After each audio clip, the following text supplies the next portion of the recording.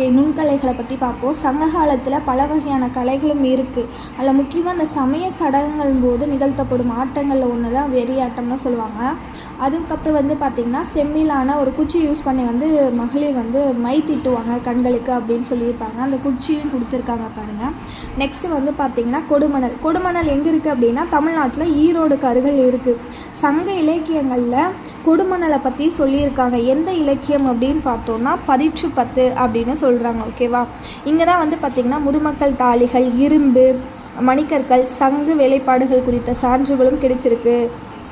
அதே மாதிரி தமிழ் பிராமி கல்வெட்டுக்களில் 300க்கும் மேற்பட்ட மட்கள பொறிப்புகளும் இந்த ஊரில் கிடச்சிருக்கு. அப்படியே அந்த படத்துலையும் பார்த்துக்கோங்க. பெண் கல்லறை, அடுத்து பார்த்திங்கன்னா குடுவை, அடுத்து பார்த்திங்கன்னா இரும்பு, அதாவது குதிரை சேணத்தில் பயன்படும் இரும்பு வளையங்கள், அடுத்து பார்த்திங்கன்னா செம்மணிக்கல்லால் செய்யப்பட்ட ஒரு மணிகள், மனித எலும்புக்கூடு, சங்கு வளையல்கள் உடைந்த பகுதிகள், இது எல்லாமே கொடுமணல். கொடுமணல் அப்படின்றது ஈரோடு மாவட்டம் அப்படின்னு ஞாபகம் வச்சுக்கோங்க.